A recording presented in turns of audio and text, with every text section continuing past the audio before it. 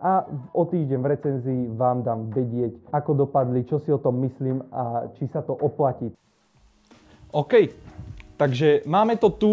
Prešiel týždeň, čo sme testovali tieto reproduktory Ellipson V35XI a prišiel čas na to, aby sme si na ne spravili recenziu. Aby som presne povedal, o čo sa jedná, tak sa jedná o dvojpásmový aktívny uzavretý reproduktor. Povrchovo je upravený akustickou čiernou tkaninou a cez stred mu ide hliníkový matný čierny krúžok. Váži 7,6 kg a jeho priemer je 350 mm.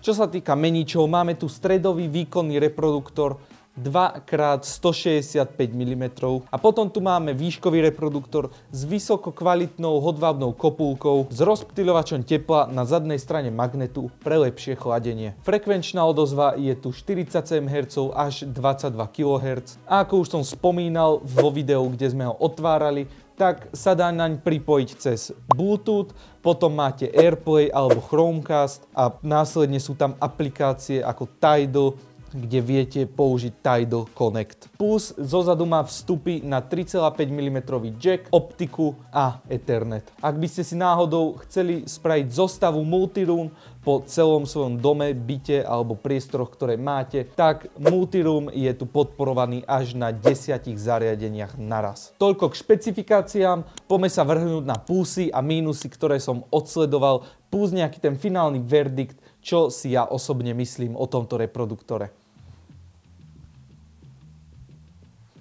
Hneď ako si odbalíte reproduktor z krabice, máte všetko potrebné na to, aby ste vedeli z neho hrať.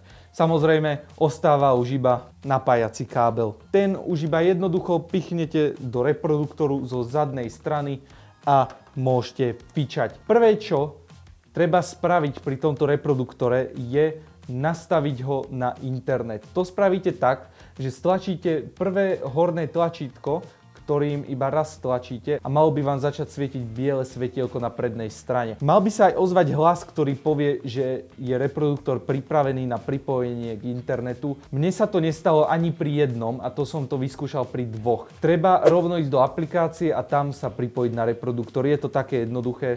Vlastne ono vás celé prevedie tým procesom toho pripájania na internet, nájdete si vlastnú sieť, na ktorú sa chcete pripojiť, dáte tam heslo a už funguje. Čo sa týka ovládania, všetko som ja ovládal cez aplikáciu, ako samotný reproduktor má tlačítko na pridanie hlasitosti hudby, stíšenie hlasitosti a vypnutie zvuku celkovo, čo vám iba zníži hlasitosť na minimum, nestopne vám to pesničku, ktorú púšťate cez telefón. Keď už som rozprával o tom prepínaní módov, tak máte tu, keď stláčate úplne horné tlačítko, tak vlastne prepínate medzi tými módami. Neviete, aký je aký mód. To mi asi najviac vadilo na tom, to, že som nevedel, aký mód aktuálne reproduktor má. Počase už som sa naučil, že keď svieti biela, tak reproduktor je pripojený na sieť. V tom prípade ja môžem púšťať buď cez Tidal Connect, alebo AirPlay, alebo Chromecast, proste cez sieť.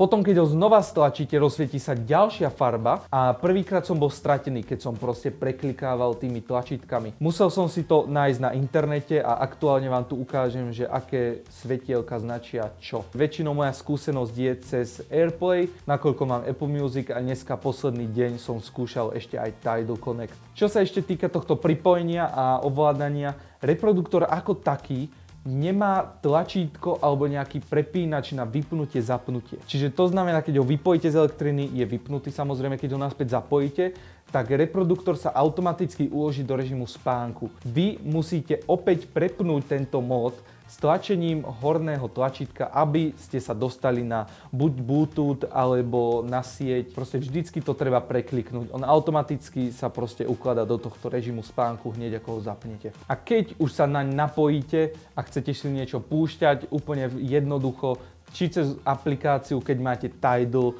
Spotify, Qboost alebo ostatné aplikácie, ktoré podporuje táto aplikácia alebo celkovo Ellipson Multiroom, tak ste v pohode. Keď potrebujete ísť cez AirPlay, je to tiež v pohode, dajme tomu, ako samozrejme tá kvalita tam nie je taká, ako je cez Tidal Connect alebo Spotify, keď hráte priamo cez danú aplikáciu. Keď už hráte náhodou cez AirPlay, tá kvalita je tam citeľná. Mne to dneska akurát Marťa ukázal a aj na moje laické uši to bolo úplne cítiť ten rozdiel v tej hudbe a v kvalite tej hudby. Ovládanie cez aplikáciu alebo cez telefón je veľmi také chaotické, by som povedal. Dneska za takú polhodinové posedenie pri tomto, ako som počúval reproduktory, sa mi dvakrát samé od seba odpojili od stereo módu, takže zrazu mi hral iba jeden. Ak som to chcel napraviť, musel som ísť naspäť do aplikácie a prepojiť ich. Čo mi ešte nesedí na ovládaní, je ovládanie hlasitosti cez telefón. Viem, väčšina sme zvyknutí, proste aj ja som tak bol zvyknutý, ovládať hlasitosť hudby proste cez ovládanie na boku telefónu, že keď raz tlačíte, tak sa vám posunie vyššie, nižšie. Tu funguje to tak, keď máte jeden, je to všetko v pohode, viete si to pekne korigovať. Ako náhle, aspoň to som ja stihol odsledovať, mám v stereo móde alebo mám pripojený multiroom, mám tam dva reproduktory, ktorým chcem ovládať naraz hlasitosť, tak cez telefón ako taký, cez ovládanie hlasitosti telefónu to nejde. Ide, ale ovládate iba jeden reproduktor. Čiže ak si náhodou chcete pridať hlasitosť na obidvoch naraz, musíte ísť do aplikácie a tam, keď máte spárované tie reproduktory, je tam posúvnik na ovládanie hlasitosti obidvoch naraz. Takže musíte ísť cez to a tam dať hlasitosť. Ako náhle idete cez telefón a iba pridávate hlasitosť, pridávate jednému, takže sa môže stať, že jeden vám hrá tichšie, druhý hlasnejšie a v tom prípade, keď ste v stereo móde, vám tie reproduktory hrajú nerovnomerne a môžete počuť iba ľavý kanál alebo iba pravý kanál. A ešte čo som si všimol pri ovládaní cez telefón alebo teda púšťaní skladieb cez telefón na reproduktoroch, je, že ako náhle vy si pustíte pesničku, je tam nejaká tá polsekundová alebo sekundová odozva medzi telefónom a reproduktorom. Či je to pri zastavovaní pesničky, či je to pri prepínaní pesničky alebo ovládaní hlasitosti, vždy je tam nejaká tá sekundová až polsekundová odozva, kým sa to fakt zmení na tých reproduktoroch. Čo sa týka zvuku, máme tu reproduktor do 20 000, takže nemôžeme od toho čakať, že to bude hrať ako Xavian Mayday alebo nejaké také tie drahšie reproduktory nad 100 000 a viac. Ja som s tým išiel do toho počúvania. A na to, že v akej cenovej relácii sa hýbeme, tie reproduktory hrajú dobre. Poviem tak dobre, lebo nie je to ani, že by ste si povedali, že wow, že vás zhodí zo stoličky, že neskutočné to musím mať. Čo sa týka hudby ako takej, chýbajú mi tam také tie detaily, takých viac detailov mi to chýba, ako stále. Dávam to ten priestor hudobný, ale nie úplný. A ešte treba brať ohľad na to, že my sme to mali v stereu, mali sme dva tieto reproduktory, takže ešte viac tú hodnotu to malo. Samotné sme to ako tak porovnávali s Devialet Maniou, čo pre tých, ktorí videli video, vedia, že je to taký tiež orb, ale je asi o polovicu menší. Bolo to tam tiež cítiť. Jediné, čo ma fakt že prekvapilo, tak na tej Manii, na tom Devialet Mania reproduktore, tie basy boli hlbšie, viac to dunelo, viac to udieralo do tých uší. Zatiaľ čo pri tomto mi prišlo, že je to tam tak celkom aj vyrovnané tie basy. Ale ako už som vravel, tak hĺbka toho zvuku a ten priestorový zvuk a to, že vás to tak pohotí do tej scény, mi pri tomto reproduktore chýbalo. Ale zase je aj rozdiel, kde tento reproduktor počúvate a ako ich máte nastavené, pretože tu v tejto miestnosti, kde natáčame videá a streamujeme a ja tu vlastne striham videá, tak nebolo to také, ako keď som si ho pustil u nás vedľa v akusticky upravenej miestnosti čisto na počúvanie. Je tam cítiť ten rozdiel, bol to skok, nevrajím, že obrovský a je to samozrejmosť, keď máte akusticky prispôsobenú miestnosť, bude vám to tam hrať lepšie a samozrejme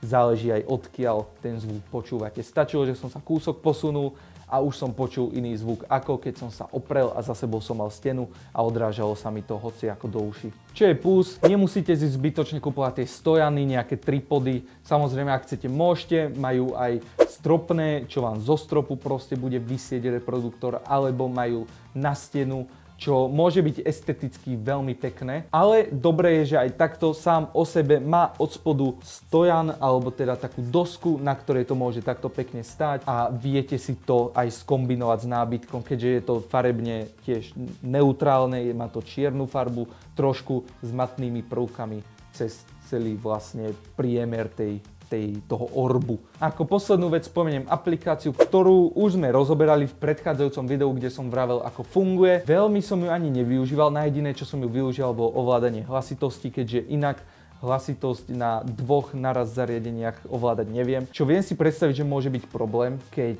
máte takýchto reproduktorov, dajme tomu tých 5-6, tak musíte ísť do aplikácie a tam si to nastavovať. Ale tak OK. Aplikácia ako taká je celkom prehľadná, funguje tak ako má, ale ako som vravel, raz za čas sa mi stalo, že sa mi odpoja od seba reproduktory a zrazu mi začne iba hrať jeden. A moje finálne hodnotenie reproduktoru je to taká zlatá stredná cesta. V cenovej relácii 20 000 korún je toto môj prvý produkt, ktorý som testoval a musím povedať, že není to ani úplne že wow prekvapenie a není to ani nejaké veľké sklamanie. Treba si to napočúvať, treba si to dobre nastaviť, treba si to dať do správnej miestnosti, poprípade si tú miestnosť nejako akusticky prispôsobiť, aby ste čo najviac dokázali vyžmýkať z tohto reproduktoru. Inak sám o sebe sa mi veľmi páči, je to minimalistické, má to jednoduchý dizajn, proste je to obalené tou akustickou tkaninou, čo je veľmi príjemné aj na dotyk, aj to dobre vyzerá. Ak chcete niečo dodať alebo napísať nejaký svoj vlastný názor na tento reproduktor,